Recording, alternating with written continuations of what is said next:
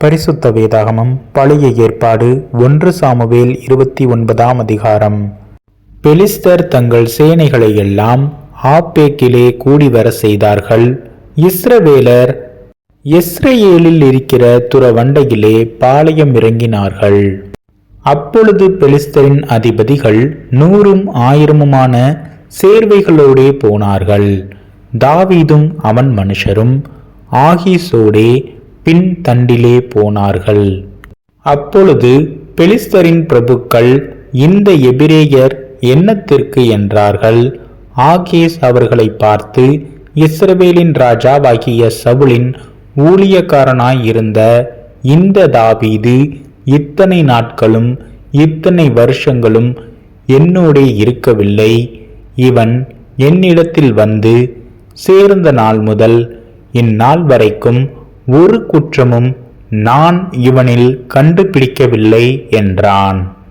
அதனால் பெலிஸ்தரின் பிரபுக்கள் அவன் மேல் கடும் கோபமாகி அவனை பார்த்து, இந்த மனுஷன் நீர் குறித்த தன் இடத்திற்கு திரும்பி போகும்படிக்கு அங்கே அவனை மறுபடியும் அனுப்பிவிடும். யுத்தத்தில் இவன் நமக்கு சத்ருவாய் இராதபடிக்கு இவன் நம்மோடே கூட யுத்தத்திற்கு வர வேண்டியதில்லை. இவன் எதினாலே தன் ஆண்டவனோடே ஒப்புரவாவான்? இந்த மனுஷருடைய தலைகளினால் அல்லவா?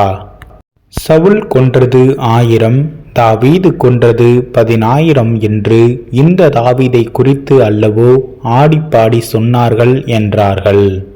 அப்பொழுது ஆக்கீஸ் தாவீதை அழைத்து, நீ உத்தமன் என்றும் நீ பாளையத்தில் என்னோடே போக்கும் வரத்துமாய் இருக்கிறது என் பார்வைக்கு நல்லது என்றும் கர்த்தருடைய ஜீவனை கொண்டு சொல்லுகிறேன்.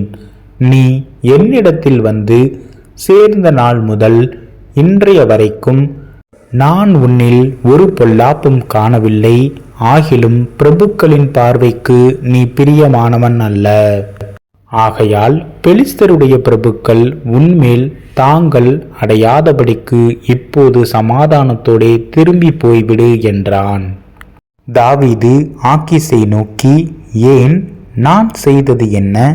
நான் வந்து ராஜாவாகிய என் ஆண்டவனுடைய சத்துருக்களோட யுத்தம் பண்ணாதபடிக்கு நான் உம்மிடத்தில் வந்த நாள் முதற்கொண்டு இன்றைய வரைக்கும் உமது அடியேனிடத்தில் கண்டுபிடித்தது என்ன என்றான். ஆக்கீஸ் தாவீதுக்கு பிரதியுத்தரமாக, அதை அறிவேன். நீ தேவனுடைய தூதனைப் போல என் பார்வைக்கு பிரியமானவன். ஆனாலும் இவன் எங்களோட கூட யுத்தத்திற்கு வரக்கூடாது என்று பெலிஸ்தரின் பிரபுக்கள் சொல்லுகிறார்கள்.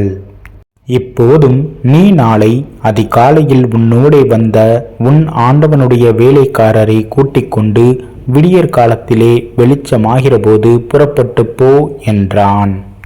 அப்படியே தாவீது அதிகாலையில் தன் மனுஷரை கூட்டிக் கொண்டு பொழுது விடுகிற நேரத்திலே பெலிஸ்தரின் தேசத்திற்கு திரும்பி போக புறப்பட்டான். பெலிஸ்தரோவெனில் இஸ்ரேலுக்கு போனார்கள்.